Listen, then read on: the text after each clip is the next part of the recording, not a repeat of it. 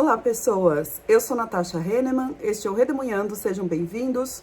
Hoje eu vim comentar com vocês a respeito do livro Zoológicos Humanos, Gente em Exibição na Era do Imperialismo, de Sandra Sofia Machado Couttsoucos, pela editora Unicamp. E a gente vai conversar um pouquinho também a respeito desse período da história da humanidade, que foi um dos mais tenebrosos que já vivemos, que é o imperialismo.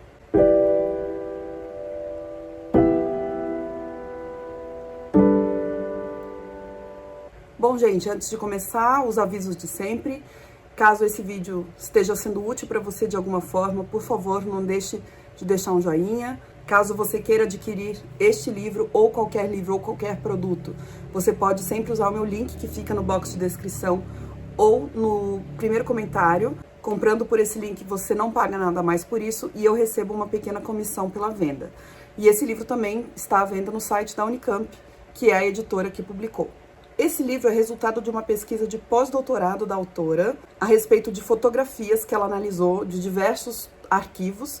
Ela é graduada em Belas Artes, com mestrado e doutorado pela Unicamp e é especialista em História da Fotografia.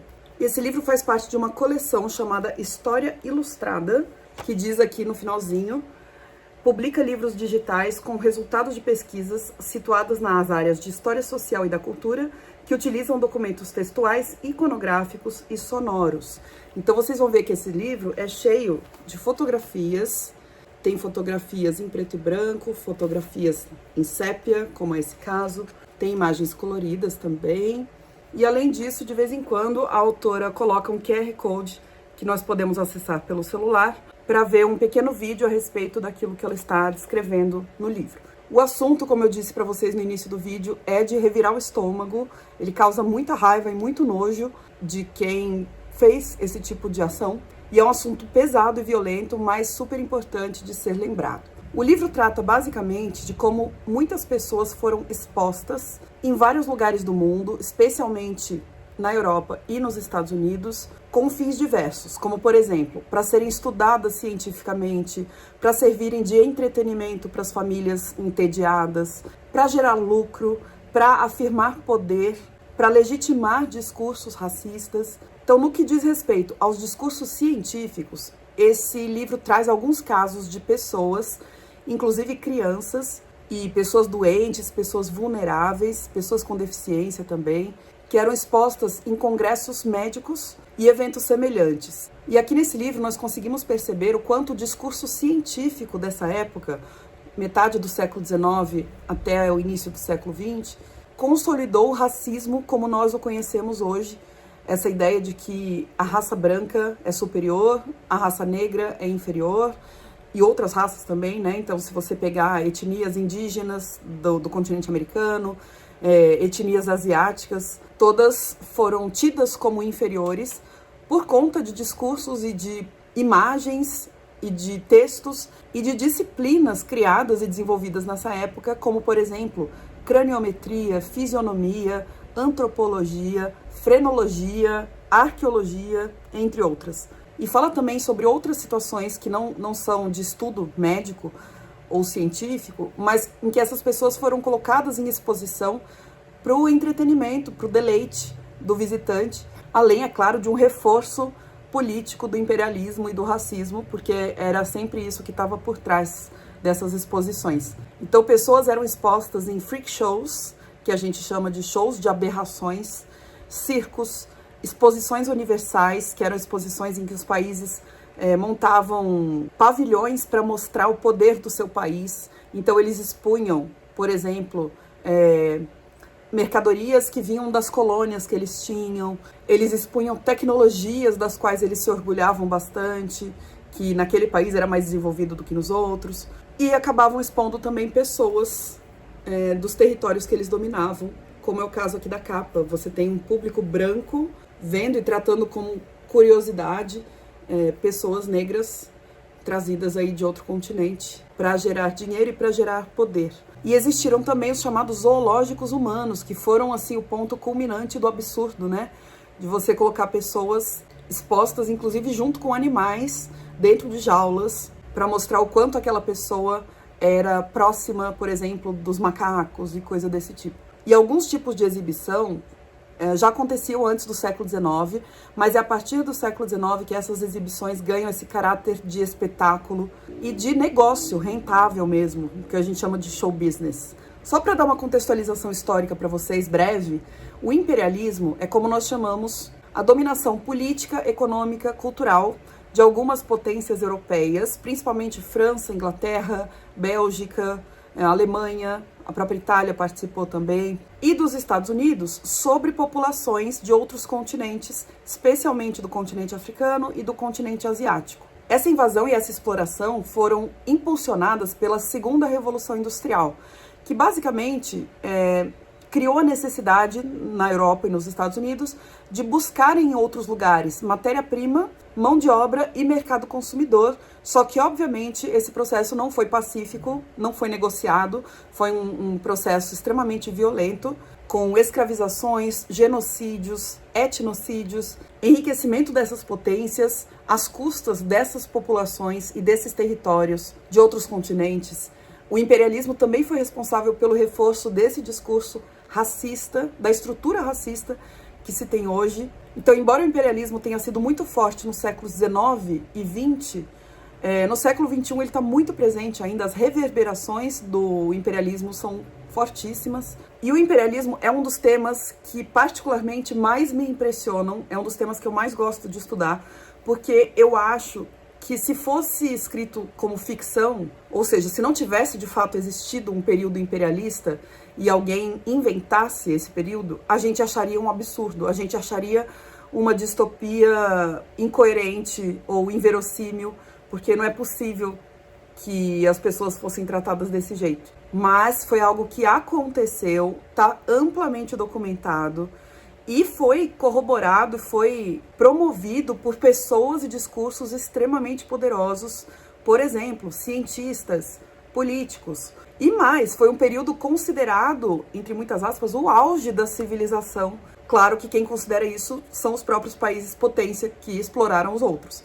E esse livro, além de apresentar, de modo geral, o que foram essas exposições de pessoas, também traz alguns temas e algumas abordagens que eu queria deixar destacados aqui no vídeo, porque me chamaram a atenção. Para começar, o caso do Brasil é amplamente documentado. A gente tem aqui, por exemplo, a história de duas gêmeas chipófagas, que a gente chama popularmente de siamesas.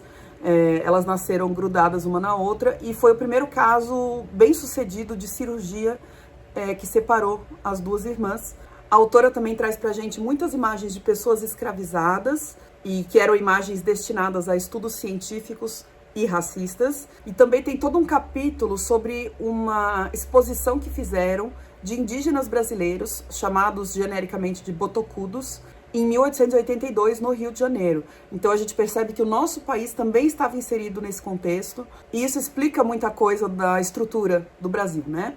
Outra coisa que acho que chama muito atenção nesse livro, nós conseguimos aprofundar discussões a respeito de padrão corporal, né, sobre corpo de modo geral, corpos não europeus, corpos não brancos, corpos com deficiência ou com algum tipo de peculiaridade, eram tratados, no mínimo, como exóticos, mas principalmente eram tratados como aberrações. Tem até um termo que eles usam aqui, que é o termo marcianos, tipo, como se tivessem vindo de fora da Terra. Claro que para atrair mais público, né, para que paguem ingresso para ver esses corpos.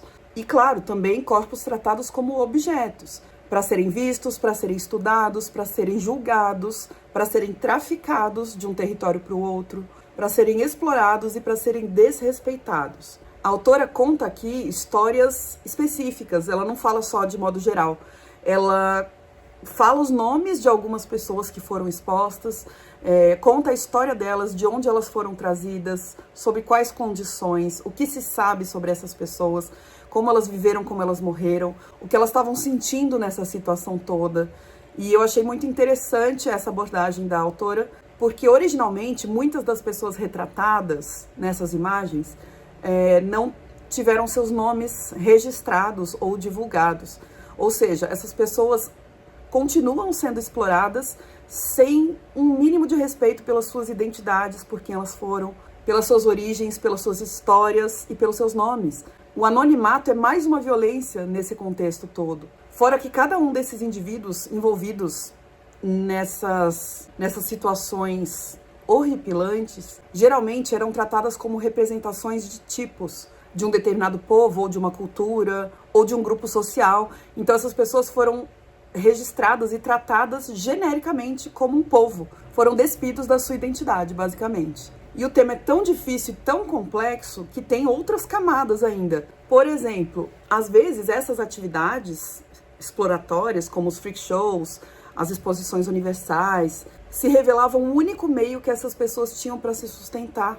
Ou seja, às vezes elas não queriam sair dessa situação porque viam isso como um ganha-pão, como uma espécie de carreira, porque elas estavam dependentes financeiramente disso, mesmo que tivesse um altíssimo custo psicológico. E aí, enquanto eu lia, eu fiquei imaginando a extrema solidão que essas pessoas sentiam e que elas enfrentavam frente a esse olhar do outro, né? Um olhar que julga o tempo todo, esse olhar que não só julga impiedosamente, como também se considera superior àquele que está sendo assistido. Quanto à estrutura e à linguagem, nós temos um livro dividido em 5 capítulos, mais prólogo, epílogo, notas, créditos de imagens, vídeos e fonogramas, fontes e bibliografia.